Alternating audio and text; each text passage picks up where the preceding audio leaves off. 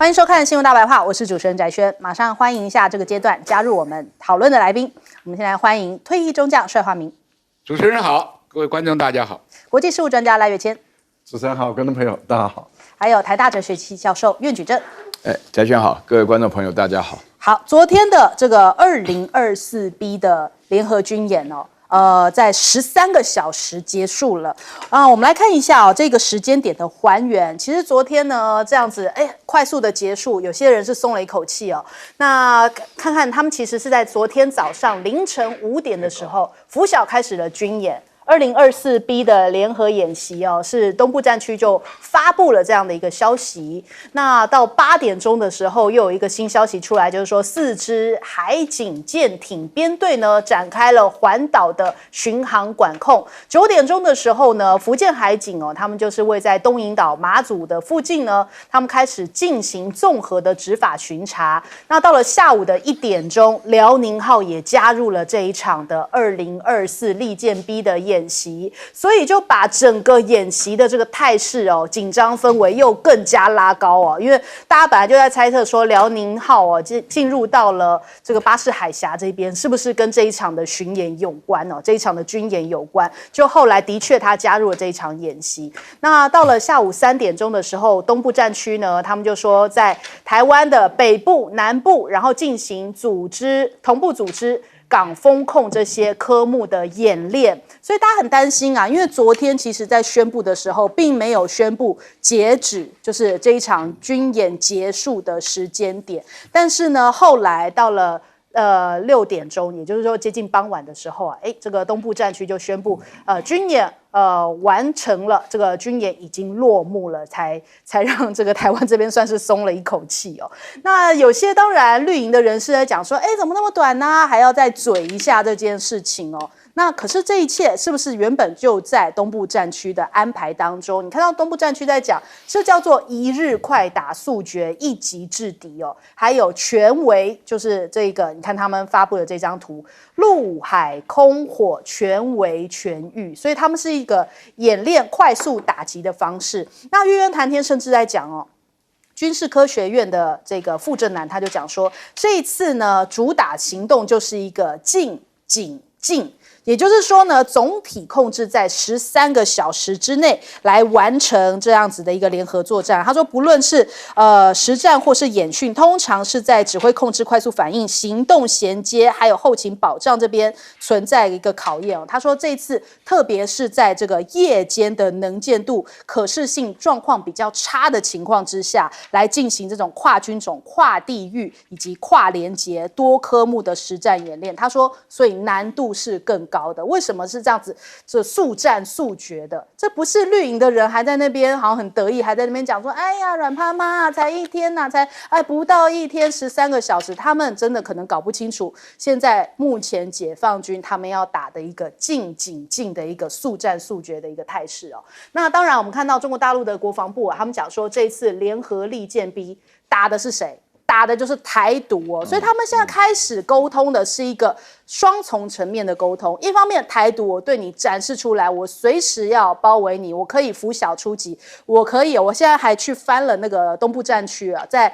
星期天晚上，他们还有一篇发文就说洗洗睡。然后今天早点睡，明天早点起。原来马上早起就是开始这一场行动所以它是展示出来我可以说做就做，说干就干的这样的一个态势。然后还有这样一个利剑，他说高悬炉顶，谋独死路一条。他对台独是这样子放狠话，但是呢，他也另一方面对话，就是说还认同两岸一家，认同这个大家都是中华民族的这个台湾的民众。他说这个是一个爱你的形状，他就是用这样子，虽然是围绕着你，但是也是把台湾是包起来，是保护着。他说这是一个爱你的形状，所以这是中国大陆释放出来的双方向的一个讯息。那当然还有这一个比较动之以情的他们还有发布一个新的 MV。之前我们听到都是2035年坐着动车去台湾，他们现在把它改成了坐着军舰看花东，然后这个歌词就说这个坐着那军舰看花东就在那2024年呢，也就是说他们就把它改成这一回的行动。那他们看到的是中央山脉，还有他说这一片美丽的海啊。那他们其实也是用一种动之以情的方式，不是只有这一个好像台独的人看到是紧张。那他说，可是一家人看到的是一场保护，这是中国大陆释放出来的双方向讯息。那再来，联合利剑 B 其实对比联合利剑 A 也是有所升级的哦。我们来看看辽宁舰航母编队哦，直接来看看画面好了。他们在这个任务结束之后，也就是在6点52分的时候，东部战区有公布了这一段夜间的画面。那我们可以看到这个倒映出来，海面上面倒映出战机的倒影哦。他们说这是飞鲨舰载机啊，可以看到在东部，就台湾以东的海域上面夜航起飞的画面哦。那除此之外，他们的海警呢，他们其实也有对于台湾有一个喊话，还是用闽南语来喊话，我们来听听。PP 35车船 ，PP 35车船，我是福建海警14607航，台湾是中国不可分割的一部分。这搭是中华人民共和国所属海域，我航正在依法巡逻管控。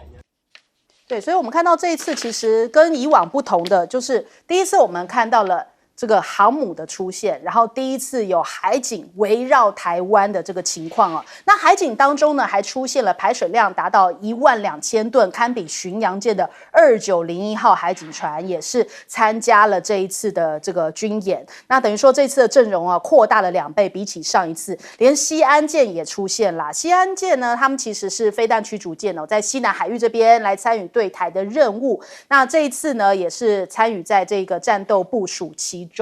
那这个利剑 A 跟利剑 B 到底有什么不同啊？我们看到一些分析，他说利剑 A 其实是台湾周边有5大块，外岛有4个点，但是利剑 B 呢是改为6块，外岛只剩下3个点。这一次呢，其实金门、澎湖是没有在这个其中的，而且军演呢的新闻稿也是用中英双语来发布。换句话说是要跟美国释放讯息哦。那美国、日本感觉坐不住了哦。那美国的国防部跳出来说，这是不负责任的，而且是破坏稳定的。那美国国务院也讲说，这是严重关切这件事情。拜登政府的官员呢也讲说，反对任何一方来改变现状，然后支持两岸展开对话。那石破茂也是终于有回应了，他说现在日本在密切监视情势当中，随时做好应变的准备，甚至美日也要展开演习，在10月23号，很快哦。而且这一次的名称也叫做利剑，说这一次总共动员4.5万人，超越上一届的规模。所以看起来的确，这个美日有收到这个中国大陆释放出来的一个讯号。那台湾有没有收到呢？我们来问一下帅将军。当然，这个中英文并报的话，就是不只给台湾人看嘛。那这个东西啊，我是一个搞过2、3次联合演习，汉勋、汉光、汉光1号、2号。联合演习是所有军事演习里面最难的，因为它需要协调的单位太多。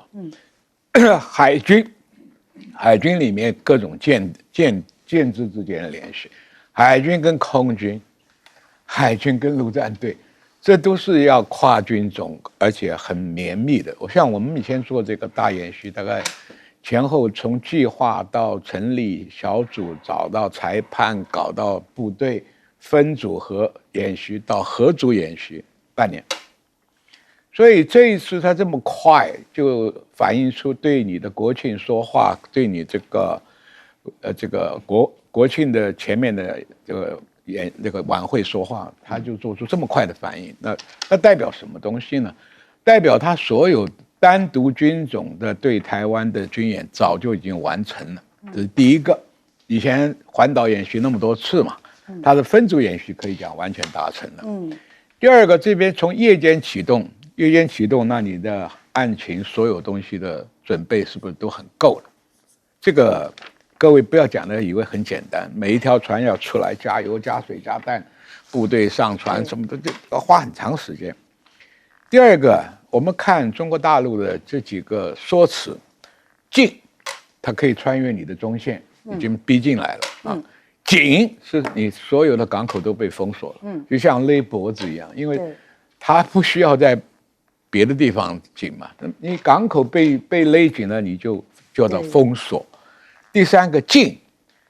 是什么意思？它代表有力量。第一个，它的海警船就17条，中间还有10000吨的，那还有17条战舰，什么意思呢？哎，你有封锁，那我们也有反封锁。反封锁我们很早就有过这种类似的部署嘛。你想，台湾主要的港口基隆啦、高雄啦、这个台中啦，那个时候我们已经在花东准备了2个机场，花莲机场、台东机场跟嘉山的这个机场。这个机场干什么？就掩护我们。为什么要搞个苏澳军港？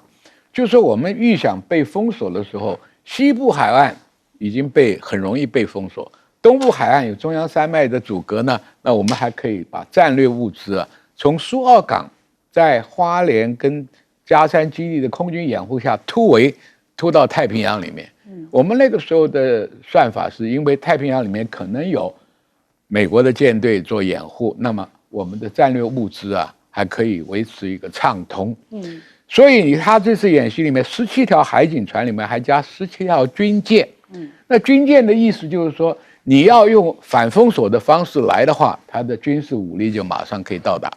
包含它的这个飞弹驱逐舰辽宁号，再加上它飞机出来100多架次，那换句话说，我们的反封锁作战就要面临很大的一个压力。所以大家要看每一样东西它有着眼的。第三个，我们讲这个辽宁号在那边开始晚上就有起降，那就是说很早就已经在掌握这个战区的上空。那个时候，如果我们有反封锁的先期的空军的动作的话，它就开始就封锁了。所以我们这次演习啊，看起来啊，还有一个磨练呢。它124架次，如果是它同样动用40架飞机，没有加入别的飞机，它就一天要起来3次，10几个钟头啊。就是说，同样一架飞机起来执行任务，回去加油挂弹再出来，那就代表它的这个训练的程度跟后勤的设施都非常麻利了。如果说你是140架飞机，那就不稀奇，只来一次就好了，对不对？所以这个东西演习都是从严从难。我就这40架，我一天13个小时里面起落3次，这是很不了不起的一个成就。所以我们看这个东西，不是看什么爱心啦，什么那个对我们来讲不重要，重要的是它展示的是什么？它随时随地可以发起封锁作战跟反封锁作战，它都战备都完成。所以我们要看它的内容啊，来断定这个演习的威胁性。绝对不是像绿营讲的啊，才13小时那样子。你要它长吗？不难呢。好，我们来问一下赖老师，这次的演习的力道跟劲道是很够的啊，所以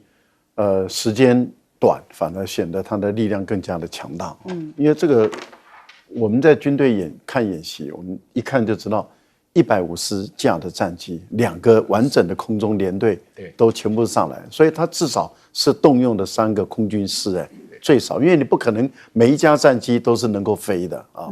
还有一些战机要是做预备机的，所以一般来讲最少是动用了3个师，也就是我们讲的空中3个联队，最少，航空旅，对不对？航空，然后呢，17艘战舰，那刚刚帅将军讲这联合作战，它不是协同作战，它是联合作战，所有的战机、战舰全部又都要在指定的时间内到位置，到它的作战位置。每一个战机都知道它的任务是什么，它要打什么；每一艘战舰都知道它要做什么，它要打什么。制空制海权是要完全掌控，才能够进行对于台湾完整的封控。所以完整的封控的制空制海权之后，海警进来的时候开始维持海上的秩序。也就是说，在两岸之间交战的过程中，解放军把制空制海权全部掌握。那你国际之间的民船，例如说你还要从中国大陆它的货品要出港，然后日本、韩国你要进港要出港，你要在整个这个水域中，你的航行都要经过被管理，要经过管制，这个就是海警的任务。我觉得还是要懂一点军事的东西，因为我看民进党、看台独的那些人，我觉得他们实在是太外行了，太外行。可是我们国家的决策权却交在他们手中，让我们胆战心惊了。因为这些人还讲说，我可以看到他，你看不到我。我们时间演习这么的短，哎呀，这个虚张声势没有实弹射击。实弹射击是要提早几天前要公布的。你没有之前在海域、空域公布，你民航机过来就撞到怎么办？你船过来怎么办？所以这是一个国际间的规定，这个知识也要有，连这个知识也都没有。没有实弹射击，花拳绣腿演给人家看的，那个都是太于低估了。我觉得，而且为什么台湾的民众不惊？因为大家都知道他不是打我们，他是打台独。所以你会发现台独的其实他害怕了，他就胆战心惊，然后就装的没什么没什么，其实没什么没什么，你为什么一直叫？就是因为有什么，就好像美国、日本一样，也吓到了，所以才说不负责任，破坏稳定安全。那你美国的演习多得不得了，你美日韩的演习天天在朝鲜那边演习。你不是把整个东北亚的局势破坏得一塌糊涂，然后你在菲律宾演习，不是把整个南海的局势破坏得一塌糊涂。我觉得这些国家嘴巴闭起来了，其实没有人理你们。好，来请教苑老师。我觉得联合利剑 2024B 有3个特点非常重要，没有错了。我是前面2位从军事的角度出发，我是以和平主义者的角度来出发。我非常高兴，因为他第一点让我感到很奇怪的是，因为他佛小攻击这是攻击，从辽宁舰上出发，然后另外海派甜心是完全不一样的一个反差非常大的一个图像，意思也就是说是最主要是要告诉我们呢，它是有针对性的，那针对台独嘛，所以说呢有针对台独的时候呢，我目前为止看到所有的包含民党所有的官员不管你讲什么风凉话，没有敢具名的。为什么呢？为什么没有敢具名呢？知道严重性这个不但是距离近而且的话呢，力道也非常强然后呢，包的也非常紧这是第一点非常重要的请大家要稍微了解你不能够不怕不能够不怕，你知道？因为我问我学生你可以几天不洗澡，他们都没办法忍耐就锁住了以后。然后第二个特点的话呢，就是说呢，它这个规模是超过以往的就是说他画了几张图，从2022年、2024年 A， 就2024年的 B， 然后呢，里面主要讲到是这个陆海空火这4军以外，另外再加上海警船整个包围起来大家要看那张，不要光看到图是要空隙什么的，要看海警图那张图是整个包围起来，这是演习演习是从作战呢，那就没有一个人针对于这一张特别全部包的紧紧，海警图包的紧紧的做任何的表示。这个的话呢，基本上在那个时间上你要运送什么东西都很困难。然后第3点的话呢，我记得听到这个孙军讲说是大陆要演习，他只要有飞机上来，我们就要上去。我这读了 BBC 里面的消息的话呢，大陆这个飞机来自125架次，我们有没有任何一个人上去对抗的？我们有没有这么多的飞行 F-16的飞机也好，这个你随便你讲的这个什么金国号的飞机上去有没有上去？有，应该让我们知道没有的话也要承认对不对？你现在不是说风凉话的时候大家知道这个事情悬崖可以勒马这都是自找的。好，我们先休息一下，广告之后马上回来。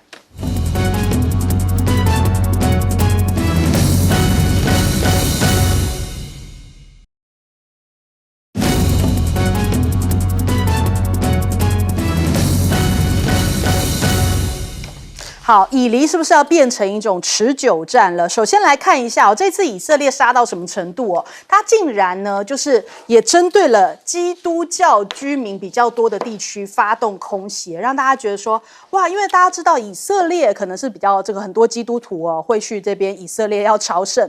那这个基督徒非常多的以色列，竟然也朝着基督徒多的区域来进行空袭了，所以人家讲说，这真的是反映出来以色列真的是六亲不认。认了嘛。那这个依据黎巴嫩红十字会的说法，至少造成了21人死亡，8人受伤。那现在目前呢，叙利亚是派出了一些无人机啊，还有115枚的炮弹呢，来对海法的海军基地来进行一些攻击。以军又讲说，他们这个2架无人机他们是已经成功拦截下来，但是现在这个炮弹还是不断的有来自真主党的袭击。那纳坦雅胡就讲，他现在算是承诺了，答应了美国的要求，就不要对于贝鲁特来进行空袭。但是他说，真主党的一些算是军事设施仍然会进行无情的打击所以现在看起来是不是要变成持久战呢？联合国非常担忧。路透社就报道了，现在真主党的最高层呢，纳斯拉勒他的身亡72小时之后，其实真主党就立刻等于说重启炉灶就是在开了一个新的作战室。那目前真主党还有保有地道战的优势他们还精准的像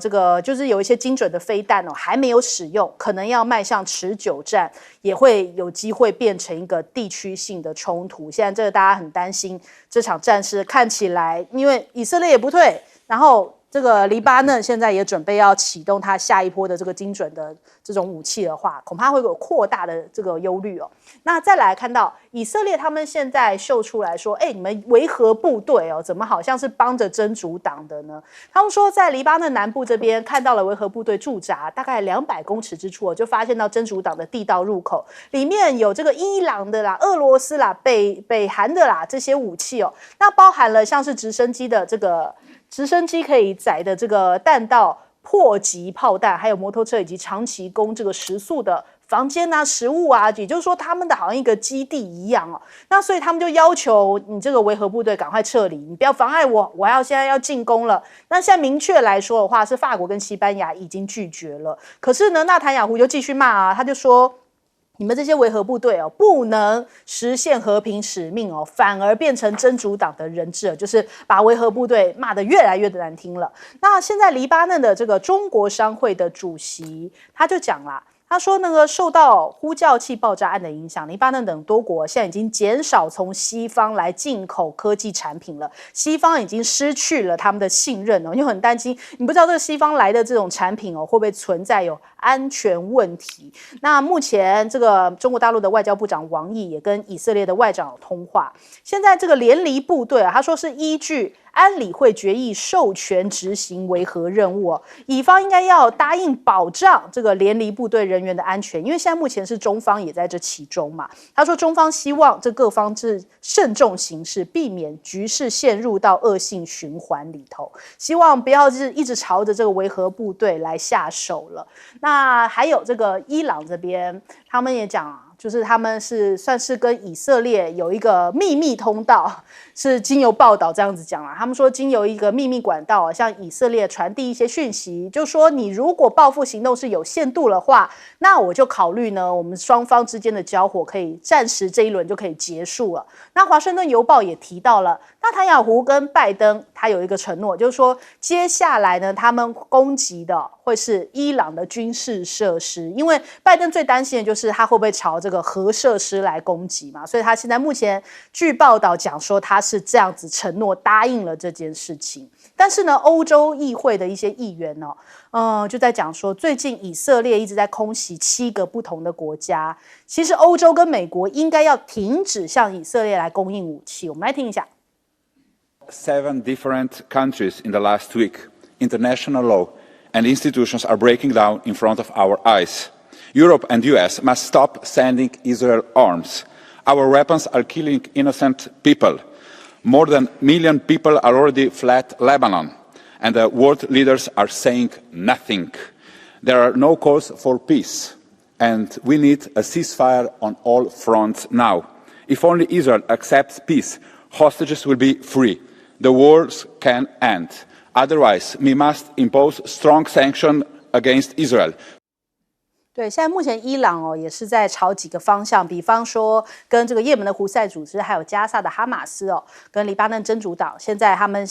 就是有一些相关的这些会面那现在伊朗的外交部长呢，他们也讲到，伊朗跟美国之间的间接接触现在已经是停止了，而且伊朗看不到这个伊美之间还有存在任何继续谈下去的基础，所以他们现在是转向朝中方等国际事务这可能来寻求其他的沟通协调管道，借由外交手段来推动局势的降温。也就是说，伊朗觉得你美国是站在以色列这一边，而且跟你沟通也无效，所以现在可能是不是最后的希望就是在中国大陆看看能不能站出来，让这个中东的战局不要再扩大呢？首先，我们来问一下帅将军。是很显然真主党在黎巴嫩不是一个主流了，它是中间的一派。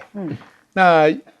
黎巴嫩本来也有亲美的，所以黎巴嫩现在政府释出来消息是透过英美来谈一谈，但是他发现美国不断的在以色列身上加注送弹药，开放他的作战，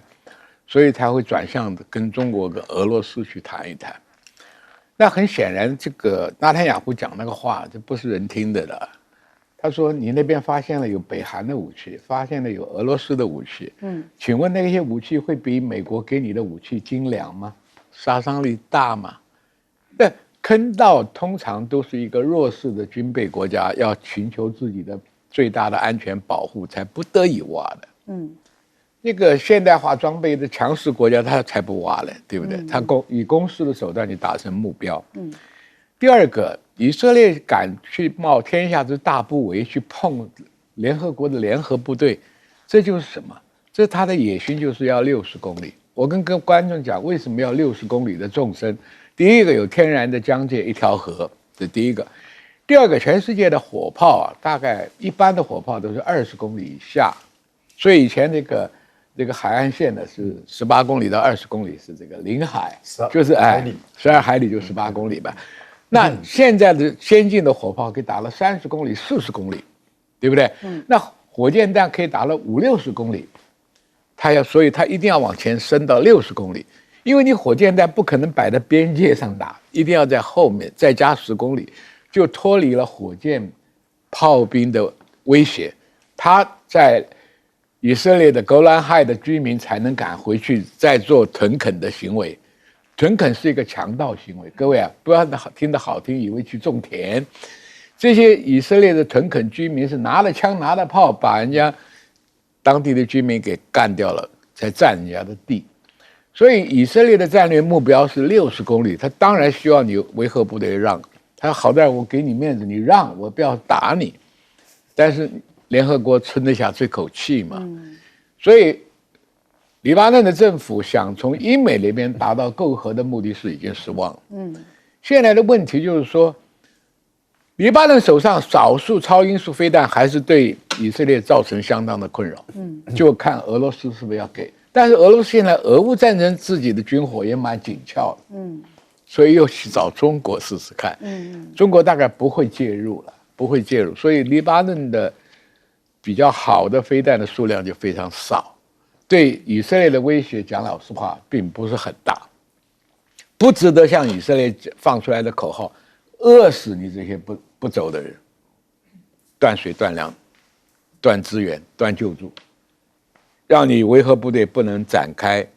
保护难民的责任。所以这个讲起来，以色列的所有战争行为是非常不道德，而且很残忍的。好，来请教赖老师。我们观察黎巴嫩的真主党在前段时间用无人机成功的攻击到了以色列的军事基地、空军基地，有4个人死亡，58个人受伤其中也有一些重伤跟中度伤害的。然后同时也发射了100多枚的火箭弹，这代表什么？代表这个真主党它本身的指挥通讯已经恢复了。这个相当有可能就是他们采购了大陆的这些通讯设施、手机等，那也就是美国没有后门了。目前来讲，以色列还没有破解中国大陆特别是华为所生产的这些手机还没有办法破解，所以没办法去瘫痪他们的通讯。一旦没办法通讯，而指挥通讯系统一旦完成了以后，真主党的作战力就会增强了，这是第一个部分。第二个部分很明显的，他们的这种继承的制度也已经建立起来了。第一位领袖被杀，第二位就自动继承；第二位被杀，第三位自动继承。所以按照这种情况来看，通信系统恢复，作战能力局部性的恢复，然后继承制度也都建立起来的情形下，以色列跟真主党的战争确实是很有可能发展成为长期性的这种战争，或者长期性的冲突。而如果一旦是长期性的冲突，对以色列的经济发展绝对不利，那更不用说对于黎巴嫩的经济发展都是不利的。可是对内塔尼亚胡却有利，所以现在变成是以色列整个国家被内塔尼亚胡跟他的支持者、他的党派绑架了，而他的反对派，然后跟美国，包括美国在内，还有海外的犹太人，却对内塔尼亚胡却束手无策。我觉得这是一个最悲哀的事情。那拜登经过不知道多少努力，不管是骂脏话、哀求用尽各种办法，唯一的一个办法不敢用的就是制裁以色列的这个办法不敢用的情形下，也就是只能够又哭又闹又骂又气的最后的结果，就内塔尼亚胡据说在今天的新闻出来的时候说，这个以色列同意拜登了，说不打伊朗的核设施，不打伊朗的石油设施，只打伊朗的军事设施。现在的情况是这样子，我个人觉得说有人传说内塔尼亚胡跟哈美尼建立一个秘密的通道，如果这次的军事设施不打得凶的话，那这个事就算翻篇了。我对这个新闻我比较保留，为什么？伊朗跟美国都闹翻了，伊朗跟以色列建立秘密通道，我觉得这个可能性不大。但是呢，以色列如果想要把这个事情翻篇，就打假的嘛。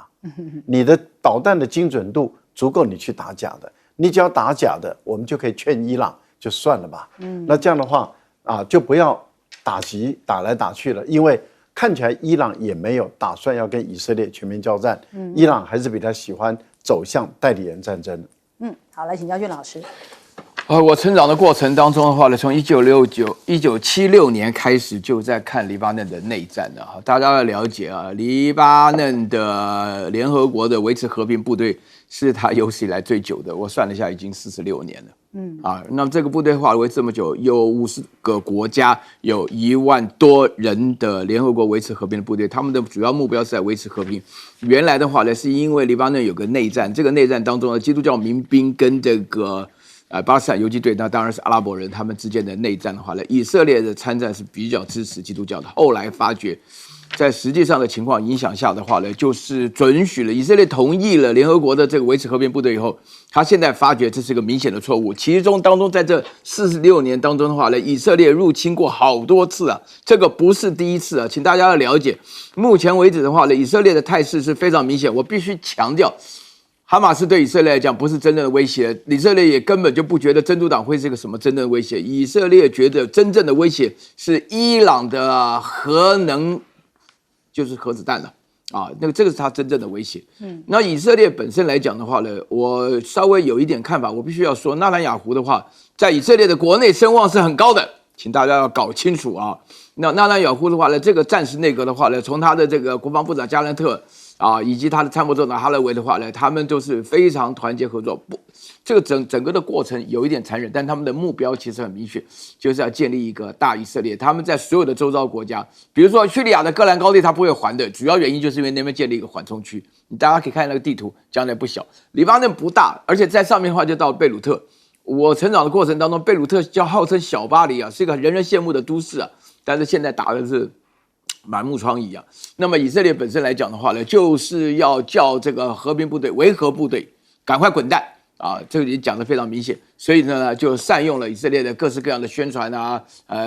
就是发的消息说这里面当中可是我觉得以色列在这个过程当中要想达到这个目标现在是全世界的舆论都在反对但是以色列的话呢，它有3大的优势了。第一个优势的话就是，当然了，美国非常支持以色列但不太可能对以色列制裁的，根本不要支持都不太可能然后第二点的话呢，就是呢，以色列本身呢是驾轻就熟啊，准备了很久。为什么呢？大家要了解，我这几天天天在想那个有关于传呼机以及对讲机的这个爆炸的事情呢。我相信以色列从2006年开始到现在，已经准备了18年。18年来的话呢，就要制造一种感觉，什么感觉呢？就是说呢，要想办法解决以色列问题。他对以色列产生一个非常大的问题，以色列北边的人都没办法住，你知道，整天飞弹、火箭的不停。然后第三点，我觉得以色列内部的话，我自己认得一些以色列人，他们其实蛮团结的，所以大家要知道，就以色列单一这个国家的话呢，这个团结到能够对抗联合国吗？这是大家应该共同问的问题。好，我们先休息一下，广告之后马上回来。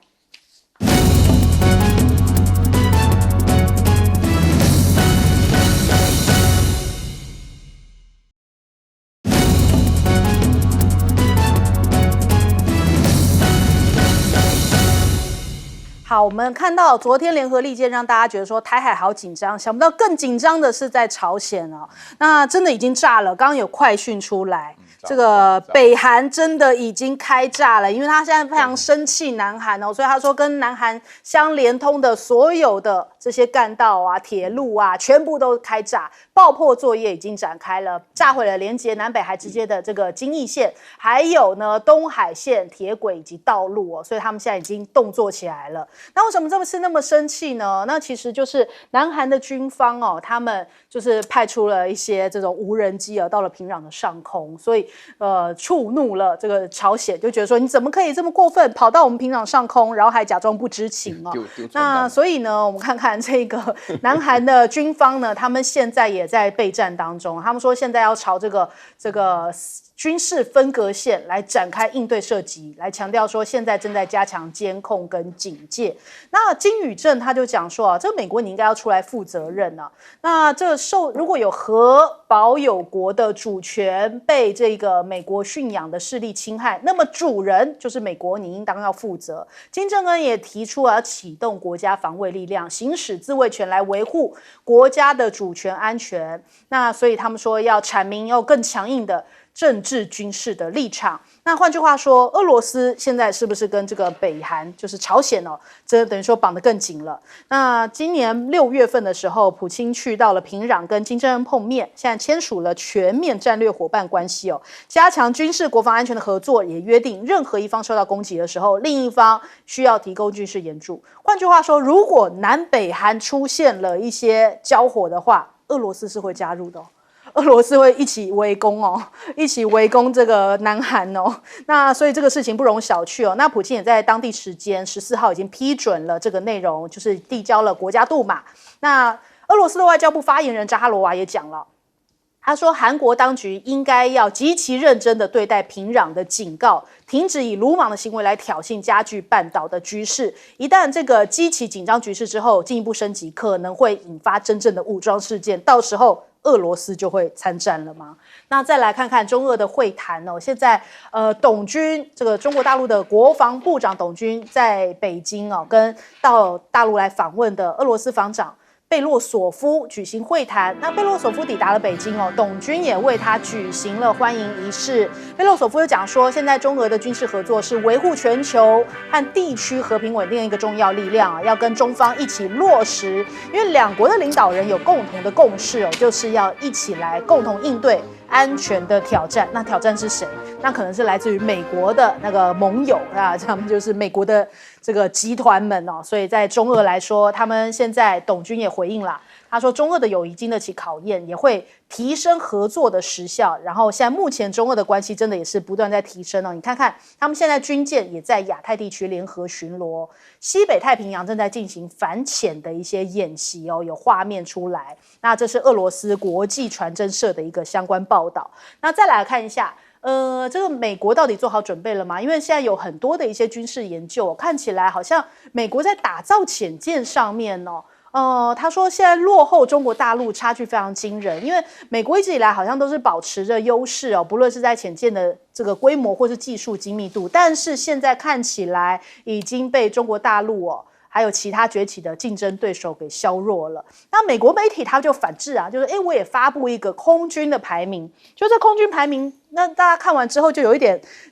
摸不着头绪，就想说真的还是假的。他说印度的空军比中国大陆更厉害。你相信这一句话吗？所以中国大陆会讲说这滑稽至极哦。这个现在2024年全球空军的排名，那这个是来自于这个美国的媒体，这个世界现代军用飞机名录，他们就把印度排在第6名，然后中国大陆排在第7名。所以这个印度阿三哥是比起中国大陆更加厉害的吗？然后就马上引发了中国大陆的网友们吐槽啊，就说这是为了要体现美国你超级大国的一个形象嘛，所以哪怕这个把印度排到前面，甚至人家说这是一个政治正确嘛，就是跟你的友谊排名，印度排在中国大陆之前嘛。那还有中美俄的战机数量比一比，美国是5189架，光 F-35就破千了。俄罗斯4063架，那中国大陆呢？他们说现在目前2023年现役的战机的总数是1966架，这也是可能是来自于相关美国的一些统计数据哦。我们来看一下，问一下这个帅将军怎么看？这些消息我觉得很混乱，有的还互相矛盾。我们讲研究军事作战的铁路就是好像我们心脏要送血出去的个管子，血管，因为打仗的时候消耗很多的后勤物资，你要用人扛啊，用马驮啊，那根本就没办法应付，一定是要靠铁路。所以平常听北韩叫笑，一天到晚打南韩，怎么自己把自己铁路给炸了？是难道觉得南韩要北伐吗？你自己常常叫了很多年的南侵，现在变成北伐的恐惧啊！我要做防御才会要把这个铁路打断嘛。因为攻击的人希望铁路维持畅通，我一路南下就由铁路来支持嘛。所以这个讯息，难道说北韩觉得南韩要北伐吗？我觉得不太可能啊，不太可能。那又跟这个俄罗斯宣布这个联盟，难道是真的感觉到美国跟南韩要准备北伐吗？所以这个信息我觉得不太可能啊，这个很矛盾的。我们像军事作战来讲，我要往前打，我铁路一定要修好，还要保护好。你知道日本在中国大陆抗战的时候，为了保护沿路的铁路啊，消耗它很多兵力啊，每隔多少公里就要有个站呐。好，第二个问题，这个军事排名呢，真的是为了要美国多拨点钱吗？我告诉你，美国还是潜舰比中国大陆的要多，而且要好。Ohio局的战力非常强，中国大陆只能说慢慢逼近，往那边赶，还有一段距离。但是空军就很荒谬了啊！印度的飞机居然是要超越中国大陆，我不知道是怎么计算的。计算空军的架力不是看架次。我记得在韩战的时候，米格对这个F-13啊，跟 F-86。换一个机种，战果就不一样了，它可以一架干掉你几架，所以一看你先进武器的价值，美军的 F-35B 数量是优势的了，那没错，但印度就没办法比，为什么？中国大陆再怎么样，它飞机自己造啊，有生产线啊，有生产链啊，又有技术，而且技术还在突破。全世界的空军的这个轰炸机、战轰机、隐形机、无人机。这个各式各样的，它的空白都填满了。印度呢？印度你的轰炸机有没有？你的大规模的运输机有吗？空中加油机有吗？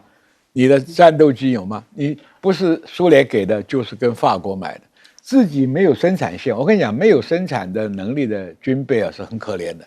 一个战役打下来，可能就没有了，就无以为。像乌克兰。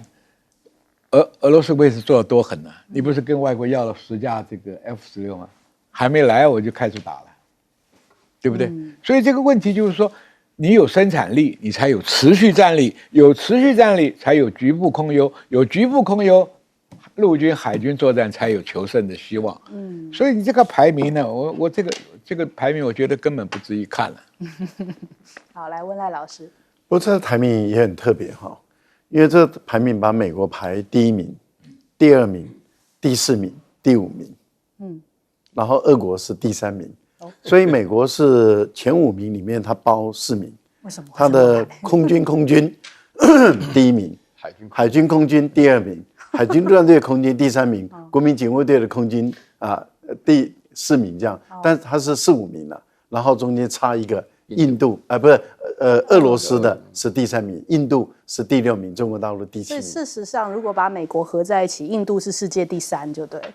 对，印度是世界第3，这样不得了哈！这个大家开玩那个，不愧是3哥。各位那个等一下可以吃这个来听听笑话。我们国防部不是嫌美国货贵吗？跟印度买好。对，我们就是我们讲的吃瓜就是或者嗑瓜子来看美国的这些智库所闹的一些笑话，所以被人家笑死嘛。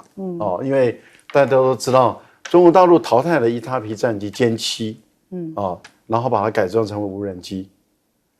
这个不得了哦，对，神风，对不对？这个神风，而且是无人机哦，行动炸弹。所以我觉得这个美国我们也不太讲它了，因为美国的智库何其多，然后天才智库又更多，而且这些智库很多的时候就可以把中国贬损得很低的时候，就像美国国会要人说，你看，我完成任务了因为美国国会编了几十亿美元嘛，你也不要笑他。对，那些白痴的智库来台湾，跟我们白痴的领导国安团体在一起，然后再拿走40万，聊得蛮愉快的，然后口袋里面装得满满的就走了。我不知道他们聊些什么，没有一个军事人员，没有军事人员。然后但是口袋满满的30-40万美金就带走了。对，美金哦，美元哦，我的朋友。那我们是最大受害者，纳税钱都这样花。我们民进党花台湾人的钱花得最大方了，一点都不吝啬。这个就是可悲啊！我们台湾人真的是被民进党这样欺负，真的是很可悲。好，我们谈一下朝鲜。朝鲜跟韩国已经彻底闹翻了。朝鲜现在跟韩国，朝鲜不承认韩国是跟他是同宗同族的人了，所以他是敌对国。而且呢，朝鲜也不想统一了，他不想统一，他要并吞韩国所以他是并吞，不是统一。所以他的统一的所有的机构全部都裁掉了。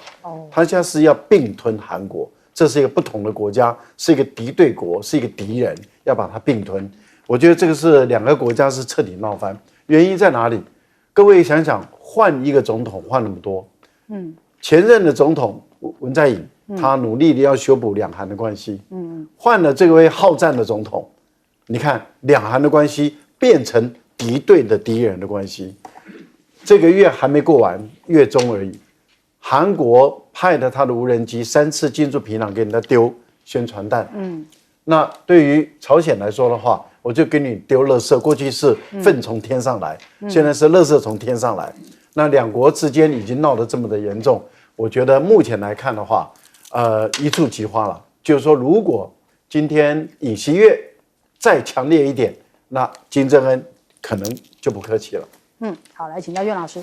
讲2点吧，第一个是讲朝鲜跟韩国，然后第二个讲印度了。好，这个世界不平静啊，原来大家都觉得有3个地方会发生战争，有2个已经爆发了战争啊，就是俄乌跟这个中东巴以之间呢，还有台海嘛。那现在增加了一个这个朝鲜半岛的情况下，朝鲜半岛情况就是韩国干了一件这个所有这个说句良心话是朝鲜最敏感的事情，就是丢传单，用无人机丢传单，还宣扬这个政治制度的问题。我希望这个尹锡悦他要了解这个事情，对于政治制度的事情，哪个制度好，哪个制度不好啊，大家其实都很敏感。就是在台湾的话，我也奉劝所有的这个政治学者的话呢，你要了解这种事情，就不要相信美国那一套，就是以美式的民主来推翻其他政权，因为这个是引发冲突。那朝鲜半岛这个问题就极其严重啊，所以说是我稍微解释一下，他炸掉公路跟铁路的主要目的就是我跟你不往来了，当成敌对团体，你休养过来，我也不打算过去了。好，就这样。这第二点，这个印度当中啊，印度的话呢，印度的空军到了这种地步，我其实我心里有几种感觉。我听到一个消息啊，第一个就是说，印度他没有他自己坐了飞机他到埃及去的飞机的话，突然被美国一下控制就发动不了了，原因说远方控制。那这个其实受制于人啊，这样子排名叫世界第3或第6，我觉得真的是一个很大的问题。然后第二个，就印度的处处要跟中国争他也要搞一个航天展印度自己的话搞了航天展，航天展的话呢人来的太多了，来了好几百万人，疏散不及光踩死的就5个我